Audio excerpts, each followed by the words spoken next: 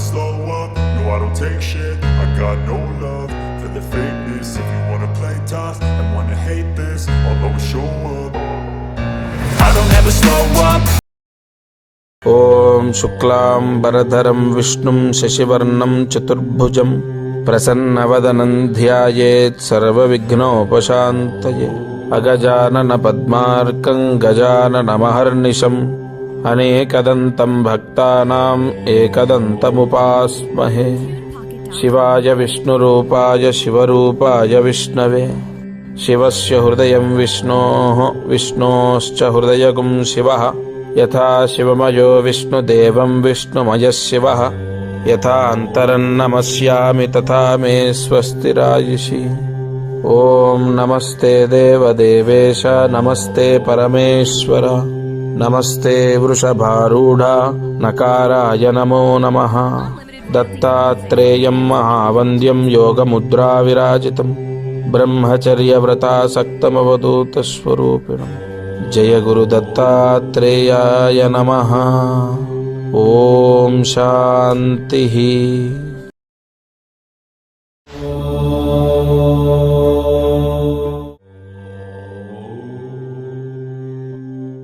ఈరోజు ముహూర్త బలం పూర్తిగా దీపారాధనతో లక్ష్మీ కటాక్షాన్ని పొందే అద్భుతమైనటువంటి ప్రాయశ్చిత్తం.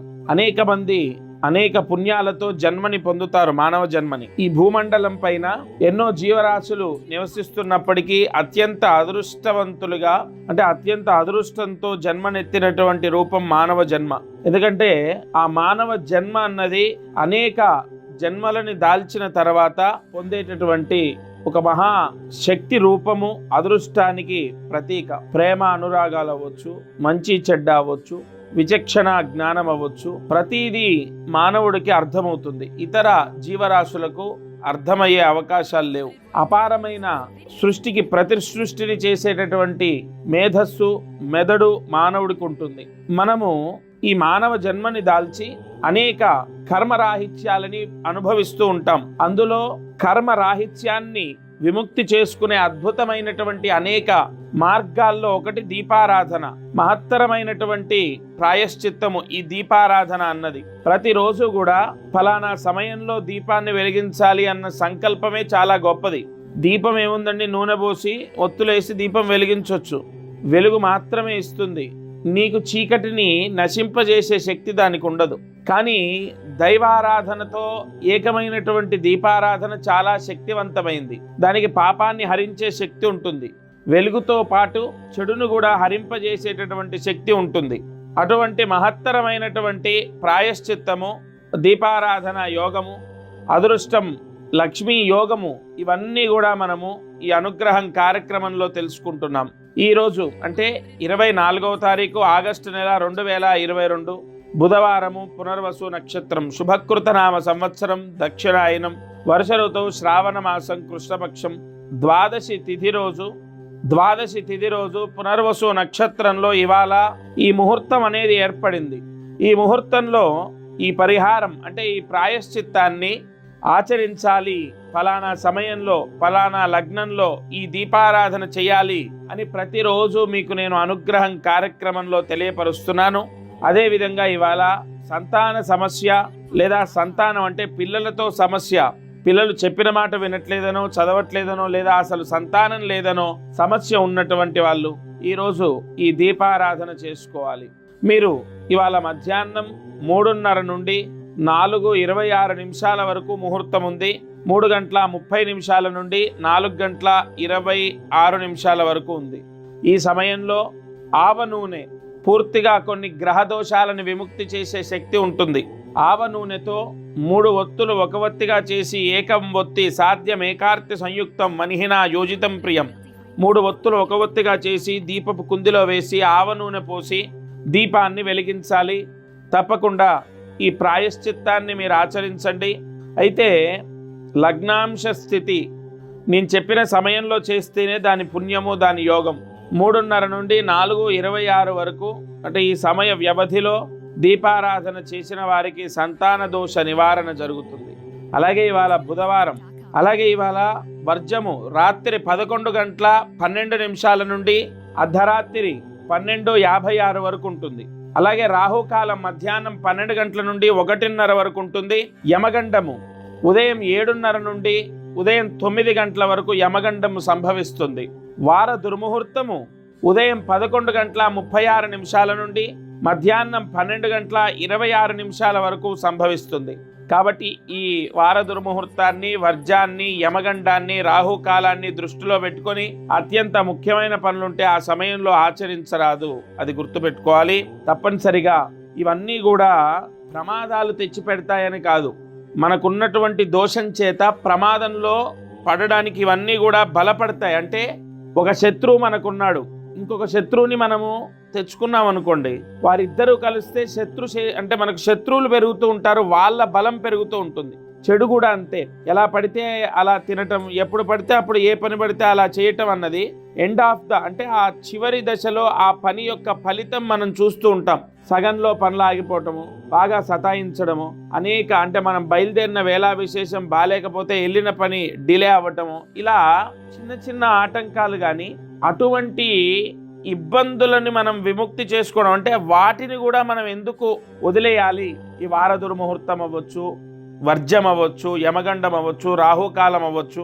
ఇవన్నీ ఇప్పుడు ఏదైనా ఒక కంపెనీలో ఒక ప్రాజెక్ట్ రిపోర్ట్ గురించి సబ్మిట్ చేయాలో లేదా ఒక సిగ్నేచర్ చేయాలి, రాహుకాలం అంత యోగదాయకం కాదు. లేదా ఈ వార దుర్ముహూర్తం ఉంటుంది, వార దుర్ముహూర్తాన్ని చూసుకొనే బయలుదేరుతారు ఎవరైనా. లేదు వర్జం ఉంటుంది, వర్జం కొన్ని శుభ కార్యక్రమాలకు పనికిరాదు. అది ఒక్కొక్క దానికి యమగండం ఉంటుంది. వాహనానికి సంబంధించింది కాబట్టి, ప్రయాణానికి సంబంధించింది కాబట్టి యమగండంలో ప్రయాణం ప్రారంభం చేయకూడదని, ఇలా ఇవన్నీ కూడా అద్భుతమైనటువంటి ప్రాయశ్చిత్తాలు. ప్రతినిత్యం పంచాంగ శ్రవణం అనేది చాలా ముఖ్యమైనటువంటిది. వినటం, ఏదైనా ఇవాళ ఫలానా అబ్బాయిని హాస్టల్కి పంపించాలి, హాస్టల్లో దింపి రావాలి అని అనుకున్నాం, ముఖ్యంగా చూడాల్సింది ఏమిటయా అంటే యమగండం ఒకటే. లేదు శుభ కార్యక్రమం ఏదైనా చేయాలి, ముఖ్యంగా చూడాల్సింది ఏంటయా వర్జం రాకుండా చూసుకోవాలి. వార దుర్ముహూర్తంలో బయలుదేరకూడదు. రాహుకాలంలో ఏదైనా ముఖ్యమైన డబ్బులు ఇవ్వటమో పనులు చేయటమో చేయకూడదు. ఇలా చిన్న చిన్న విషయాలకి ఇవి చాలా ఉపయోగపడతాయి. తప్పకుండా దీపారాధన, యోగము, పంచాంగము ప్రతిరోజు ముహూర్త బలంలో నేను మీకు అందిస్తాను. పూర్తిగా విని ఆచరించాలి. మీకు ఏమి పెద్దగా ఇవాళ వార దుర్ముహూర్తం అర్ధరాత్రి రావటమో, వర్జం అర్ధరాత్రి రావటమో జరిగితే ఆ టైంలో నిద్రపోతాం కాబట్టి దాన్ని పట్టించుకోక్కర్లే. యమగండం వచ్చింది, వాళ్ళ ఉదయం వచ్చింది అంటే యమగండాన్ని పట్టించుకోవాలి. ఉదయం 7:30 నుంచి 9 గంటల వరకు, 6 గంటల నుంచి 7:30 వరకు అలా ఉన్నప్పుడు దాన్ని పట్టించుకోవాలి. రాహుకాలం ఉంది, మధ్యాహ్నం 12 గంటల నుంచి వచ్చింది అనుకోండి, మధ్యాహ్నం 12 నుంచి 1:30 వరకు.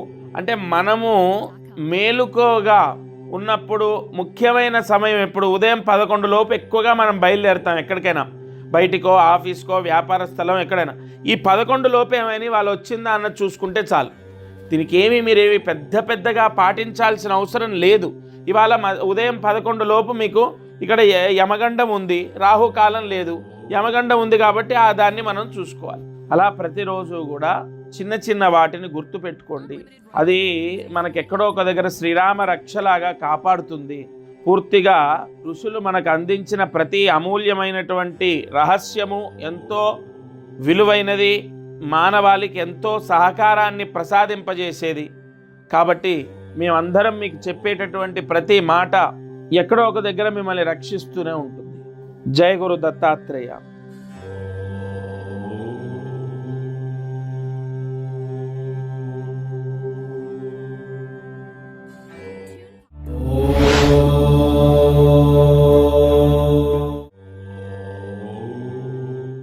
ఇవాళ రాశి వృశ్చిక రాశి. ఈ వృశ్చిక రాశి వారికి రాబోయే 10 రోజుల్లో విద్యాపరమైన ఆటంకాలు, ఉద్యోగ ప్రయత్నాల్లో ఉద్యోగ ప్రయత్నాలు విఫలమవ్వటము, లేదు దగ్గర దాకా వచ్చి ఆగిపోవటమో, పెండింగ్ పడటమో, అలాగే ఈ చదువుకునేటటువంటి వారికి ఆటంకాలు, ఇబ్బందులు, వారు డిస్టర్బ్ అవ్వటం, అనేక ఇబ్బందులు ఎదుర్కోవటం అనేది జరుగుతూ ఉంటుంది.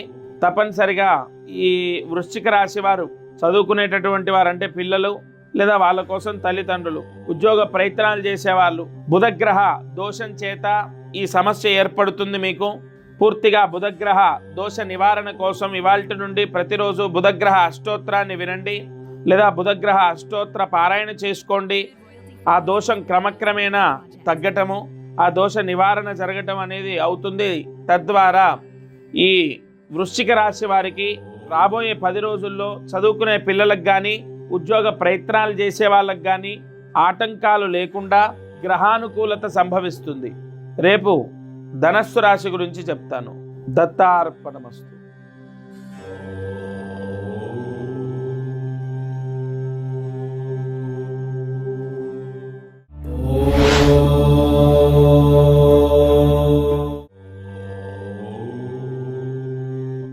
ఈరోజు నక్షత్రం పునర్వసు నక్షత్రం. అయితే ఇక్కడ గురువు ఆధిపత్యం వహించేటటువంటి నక్షత్రం ఇది. 1, 2, 3 పాదాలు మిథున రాశి, 4వ పాదం కర్కాటక రాశి. ఈ పునర్వసు నక్షత్రంలో జన్మించినటువంటి వాళ్ళు రాబోయేటటువంటి ఈ నెల, వచ్చే నెల అంటే రాబోయే రోజుల్లో సెప్టెంబర్ నెలలో పూర్తిగా అనేక శుభ ఫలితాలు పొందాలి.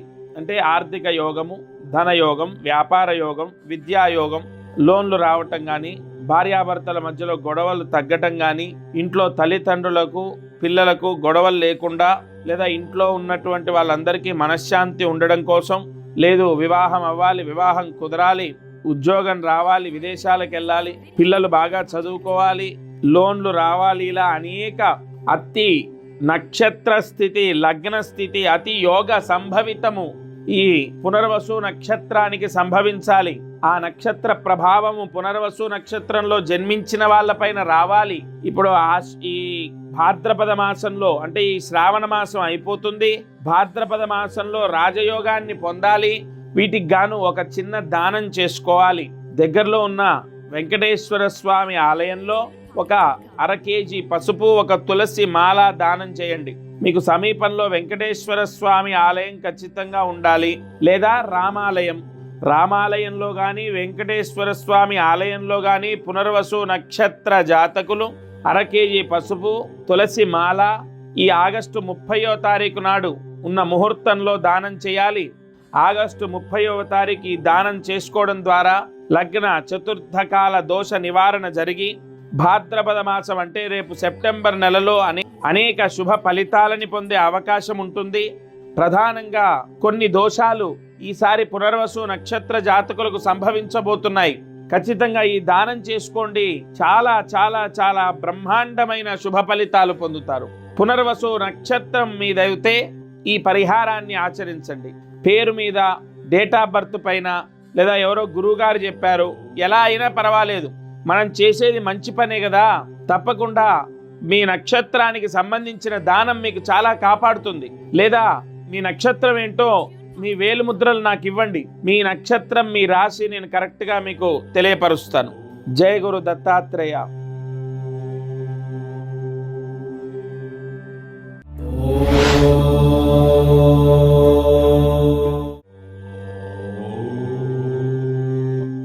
ఈరోజు గ్రహస్థితిలో అనేక వ్యాపారాలు చేసేటటువంటి వాళ్ళు గ్రహస్థితి, గ్రహానుకూలత యోగాన్ని పొందడం కోసం పూర్తిగా ధర్మ సంబంధితమైనటువంటి యోగం అంటే లక్ష్మీ కటాక్షాన్ని పొందడం కోసం ఒక చిన్న దానం చెప్తాను.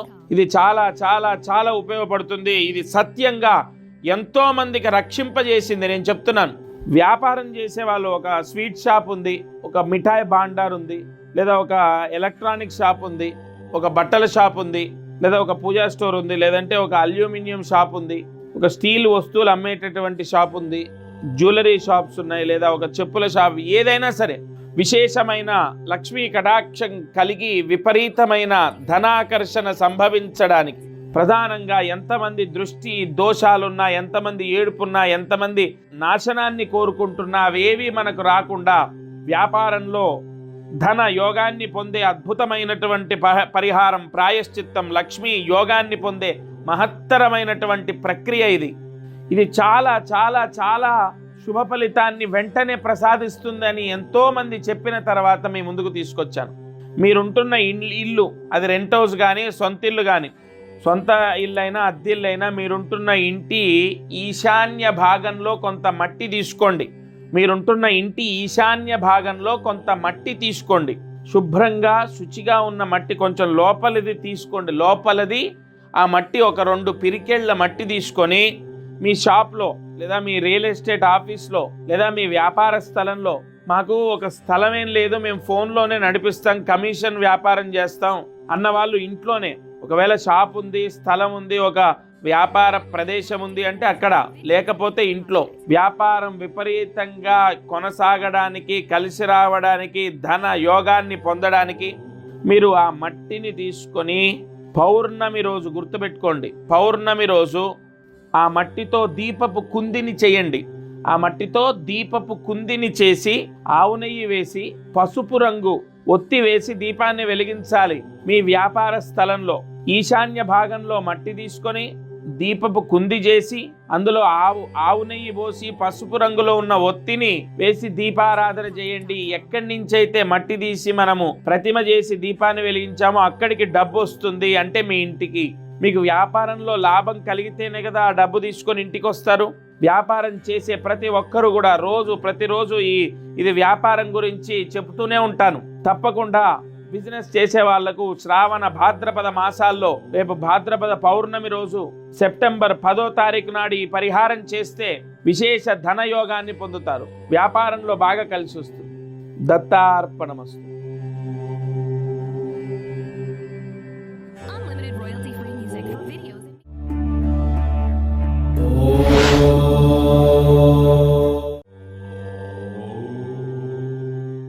ఈరోజు అదృష్టమైశ్వర్యం, లక్ష్మీ కటాక్షం కోసం దగ్గరలో ఉన్న శివాలయంలో 21 ప్రదక్షిణాలు చేయాలి. ఎవరికైతే దారిద్ర్య దోషం ఉందో, డబ్బు నిలవట్లేదు, ఇంట్లో ఆర్థిక సమస్యలున్నాయి, అప్పులున్నాయి అని బాధపడుతున్నారో, ఈరోజు సాయంకాలం సూర్యాస్తమయం తర్వాత ఈశ్వర దర్శనం చేసి 21 ప్రదక్షిణ చేయడం ద్వారా లక్ష్మీదేవి ప్రసన్నురాలై యజమాని అంటే ఎవరినైతే ప్రదక్షిణ చేశారో వారి కుటుంబాన్ని ఆర్థిక సమస్యలు లేకుండా కాపాడుతుంది. తప్పకుండా ఈరోజు భక్తులందరూ కూడా ఆర్థిక సమస్యలు ఉన్న వాళ్ళందరూ కూడా శివాలయానికి వెళ్ళాలి, ఈశ్వర దర్శనం చేసుకోవాలి, 21 ప్రదక్షిణ చేయాలి. మంత్రాధీనంతు దైవతం, సర్వ యోగాలు మీకు కలగడానికి, మంత్రశక్తి సైతం వశపడడానికి ఈ రోజున ప్రదోష వేళలో సూర్యుడు అస్తమించిన తర్వాత ఈశ్వర దర్శనంతో 21 ప్రదక్షిణతో లక్ష్మీదేవి ప్రసన్నురాలవుతుంది.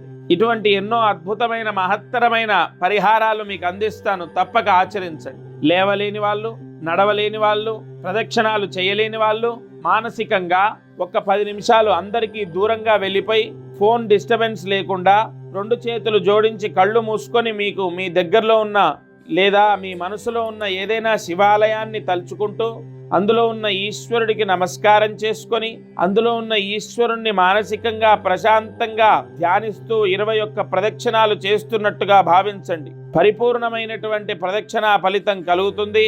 లక్ష్మీదేవి అనుగ్రహాన్ని పొందుతారు. ఈ పరిహారాన్ని ఆచరించండి. దత్తార్పణమస్తు.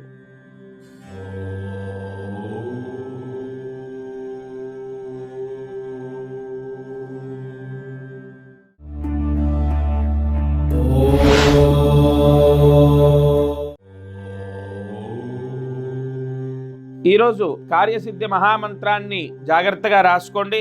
జాబ్లో ప్రమోషన్ రావడం కోసం, జాబ్లో శాలరీ పెరగడం కోసం ఈ మంత్రాన్ని ప్రయోగించాలి. తద్వారా శుక్రగ్రహ, సూర్యగ్రహ యోగం సంభవించి మీకు ఆ యోగం అంటే శాలరీ పెరగడం కానీ, జాబ్లో ప్రమోషన్ రావడం కానీ జరుగుతుంది. ఎవరి జాతకంలోనైనా శుక్రగ్రహ, సూర్యగ్రహ యోగాలుంటే జాబులో తొందరగా గ్రోత్ రావటం, శాలరీ పెరగడం అనేది జరుగుతుంది. జాగ్రత్తగా మంత్రాన్ని రాసుకోండి. ఓం గం ప్రమోద భీమాయ నమః. ఓం గం ప్రమోద భీమాయ నమః. ఓం గం ప్రమోద భీమాయ నమః. ఈ మంత్రాన్ని సాయంత్రం 6 నుండి రాత్రి 10 గంటల లోపు జపించాలి. 11 సార్లు ఈ మంత్రాన్ని రాయడం చేయాలి. తప్పక ఈ మంత్ర జపాన్ని ఇవాళ ప్రారంభించండి. జయ గురు దత్తాత్రేయ.